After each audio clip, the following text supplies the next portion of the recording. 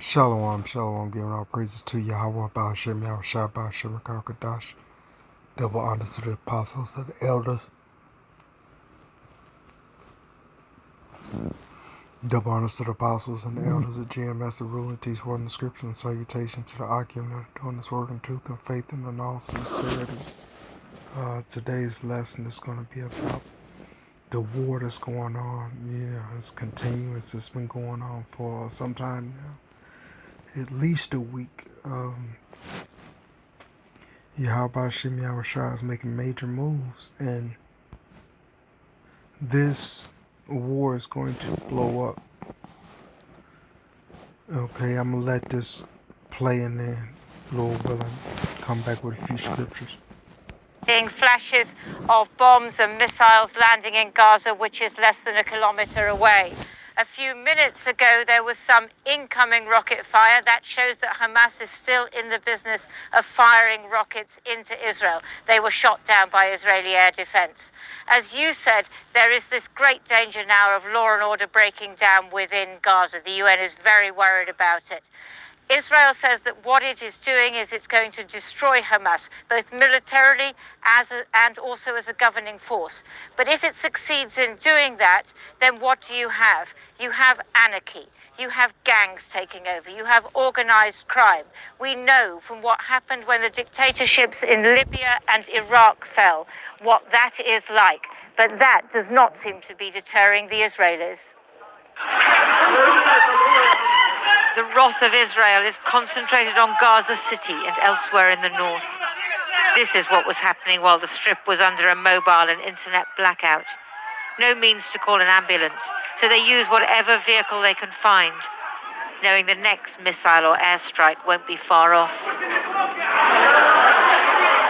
The Palestinian Red Crescent sent video of people sheltering in Al-Quds Hospital in Gaza City, which they say the Israeli Defense Forces have told them to evacuate.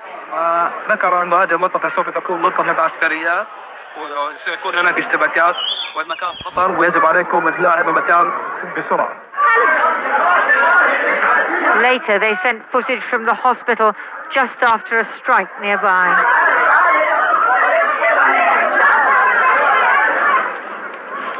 Some of those who fled south are living in tents in Khan Yunis, hoping the Israelis won't bomb what is obviously a camp. أتمنى من الله يعني ربنا يحن علينا وتوقف هالحرب. تبهدلنا كثير. إحنا مش حمل اللي بصير فينا.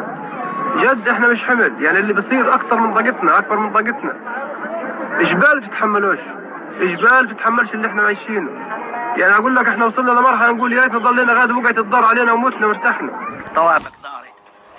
كسرناها وطلعنا ووضعنا زي الله يعينك كل واحد معي بنقدرش اتنفس لما اصل الحمام وارتب فيش نفس عندي تعب يعني تعب لا يوصف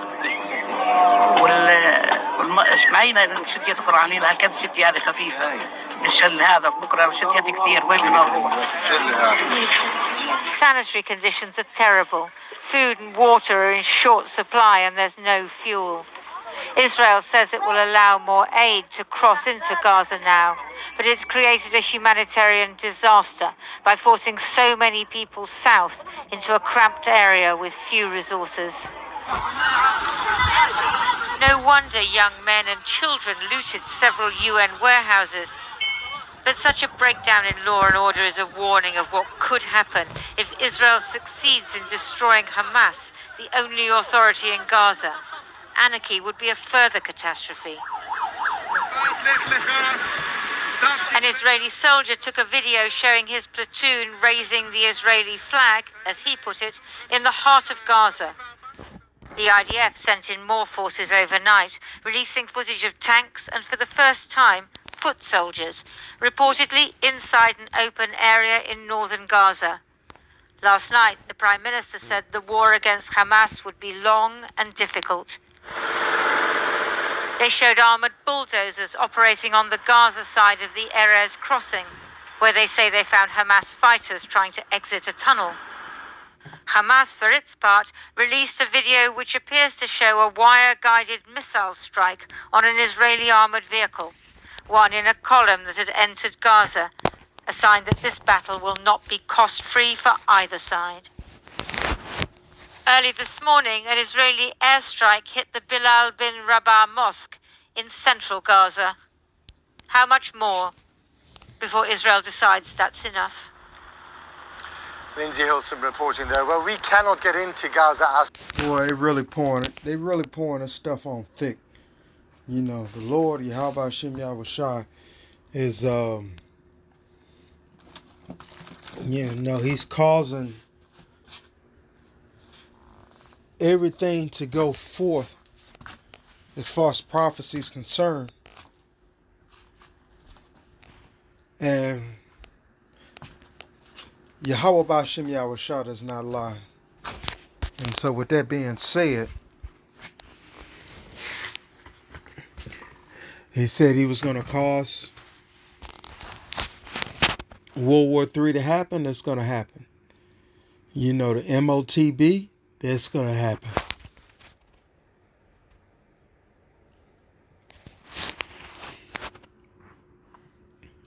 This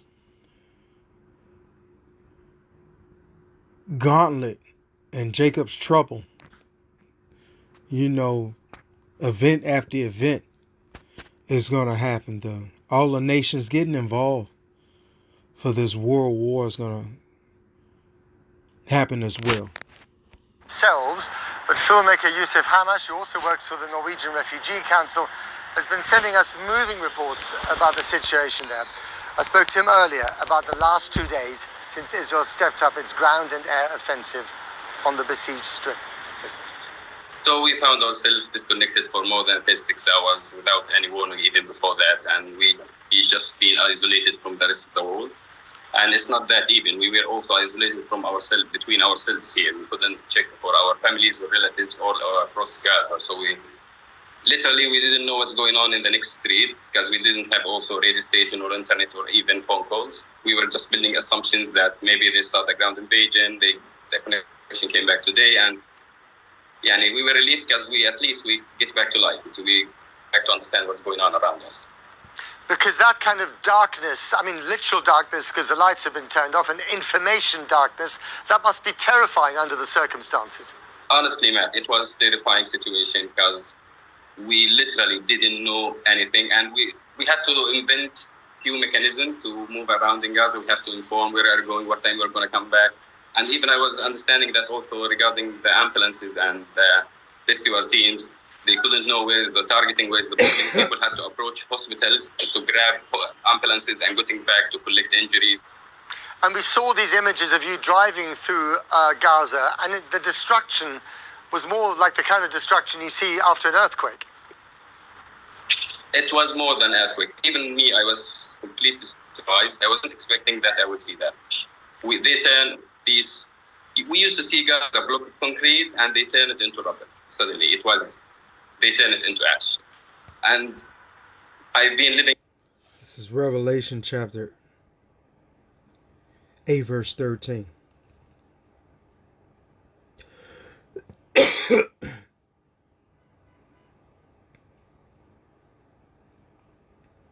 And I beheld and heard an angel flying through the midst of the heavens, saying with a loud voice, Woe, woe, woe to the inhabitants of the earth. So Yahweh Shem Yahushai is making a grand entrance to this world during the midst of World War III. So these prophecies have to play out. Carnage has to happen. The ridicule of the saints have to happen. So with that being said, we know where this is headed. Okay. And the prophet merely means to say before. And what's before the prophecies. So the prophecies of Yahweh Shem Yahushai must go forth. Okay. Yahweh Shem Yahushai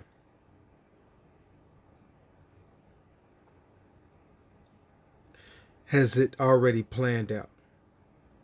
And for the nation of Israel, Kwam Yasharallah, Yahweh Shem Yahushua is not playing around. He's making chess moves. And so Esau Edom think that he's making chess moves, but he's not. It's Yahweh Shem Yahushua that is pulling the strings. In these streets for 30 years now, 31 years, I did recognize it, man. And Yusuf, we've also seen these pictures of the UNRWA warehouses getting looted by desperate Palestinians in the Gaza Strip. Tell us about the situation of law and order. Is that now breaking down? Because that's what some of the reports are suggesting might be happening. So unfortunately, there is a gap in needs in Gaza. There is not enough for anyone, and because of this, they tightened the siege since the first day of this war. So we couldn't. There is literally no access for all basic needs. So people who are desperate, throwing the streets, homeless, doesn't have any access for anything. Unfortunately, it's really sad to see that, but that's what happened, because now people are thinking about how to provide water and bread, and every day it became, even for these two essential items, it became really hard. So it's expected to see more of these scenes if this situation gets longer, because also on the ground, there is not enough. I don't think there's enough security on the ground to control the situation here. Last time I spoke to you, Yusuf, about a week ago, I think you were down to one bottle of water, half-litre bottle of water per person per day. Has that situation got any better at all? Unfortunately, it's getting worse. Now, even I was recently, 2 days ago, I was trying to find water, and we couldn't find a way to push the water onto the house tanks. And I need. So remember, Akim, Akwakthim,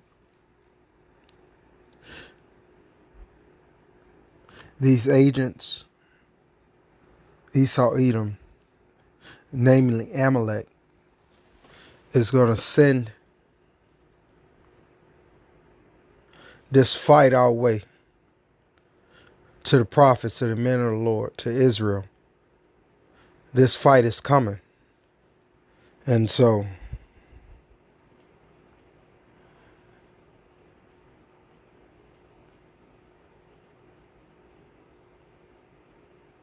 this is Matthew chapter 10, verse 16. And it reads,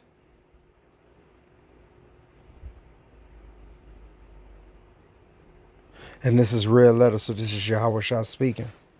Behold, I send you forth as sheep in the midst of wolves. Be ye therefore wise as serpents and harmless as doves. But beware of men, for they will deliver you up to councils, and they will scourge you in their synagogues. And so this is yet to happen. This is going to happen. Need 1 liter of fuel, and to find this 1 liter of fuel, it takes me 5 hours rolling around in Khan Yunis. And when I found a friend of mine car, I had to take it to the mechanic to pull out 1 liter of fuel. 5 hours just to manage to find water for the house. It's a cycle of layers that connected to each other, and to fulfill one, you need the other, and then you need the other. Now, I know that you're in Khan Yunis in the south of the Gaza Strip, but the Gaza Strip is a small territory. Is there any evidence of the Israeli land invasion where you are? What I understood that they did in the north and western part of Gaza, and also in the eastern part of Jabali city, they already did that. But and we hear in the night this massive clashes that taking place in the eastern part and the northern part of Gaza. Because as you mentioned, Gaza is narrow land, so you can hear what's going on in the north. If the bombardment even in the north, we hear in the south and Khan Yunis, we hear it clearly. And is there any evidence of Hamas on the streets? What are they saying to people? What are people saying to them? I don't think that. This is Exodus chapter 15, verse 3. The Lord is a man of war. The Lord is his name. And so Yahweh Ba'ashem Yahushua, since he invented war, he created war. Yahweh Ba'ashem Yahushua is going to make sure that this is going to be one of the biggest events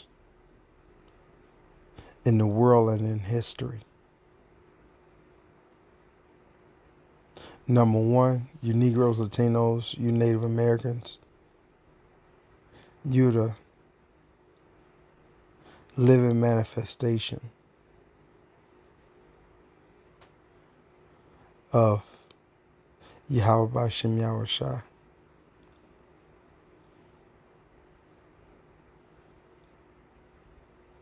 And so the Lord chastises those that he loves.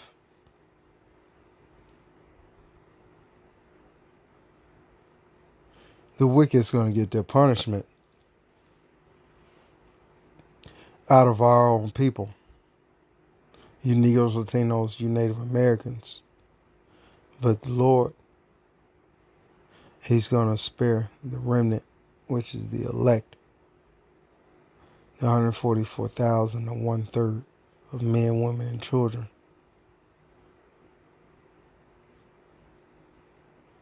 So, Yahweh B'Shem Yahushua has not forget the atrocities that we suffered from the hands of the heathen nations. There is an evidence for any mass in the streets because you know the risk that they could take. And we have surveillance by drones 24 hours. Finally, Yusuf, how's your family doing? I wish, Matt, I could say this is horror movie for every day. All of us are traumatized. Imagine how is our children and how is our feeling as fathers when we are used this in front of our children because we cannot protect them, cannot provide them safety. And I think we need years to recover from what we are seeing now. Yusuf Hamish, thank you very much indeed, and I wish you and your family all the best. Thank you, Matt. Thank you. Well, joining me now is... You know, there's no length of record as to what these people have done to us. That has not been revealed, of what the other heathen nations have done while we were subject under them in captivity.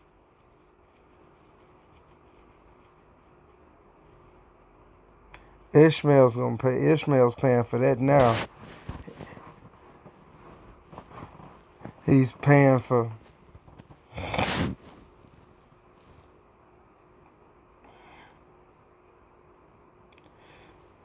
the atrocities that they've committed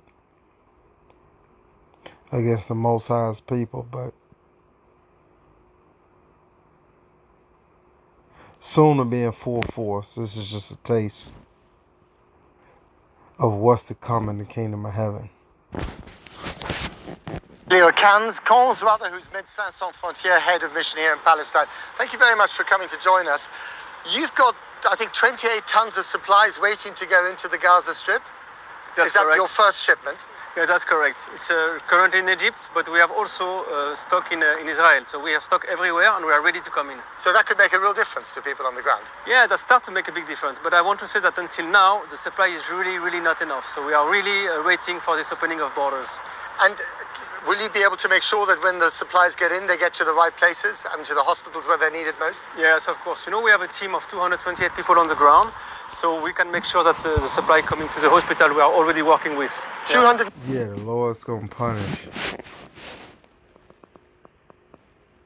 the heathen nations, starting with Amalek down to Esau, and then you so-called Palestinians,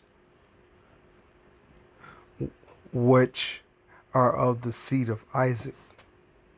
You will be punished for your iniquity. You'll be punished for your iniquity against the true Hebrew Israelites. Yahweh Yahushua's people. And so with that, you now pray to Yahweh B'Shem Yahushua B'Shem Rakah Kadash. Again, I'm honored to the apostles and the elders, the world, and the teaching the scriptures. And again, will come into a head. And the kingdom is next. So until next time, Shalom.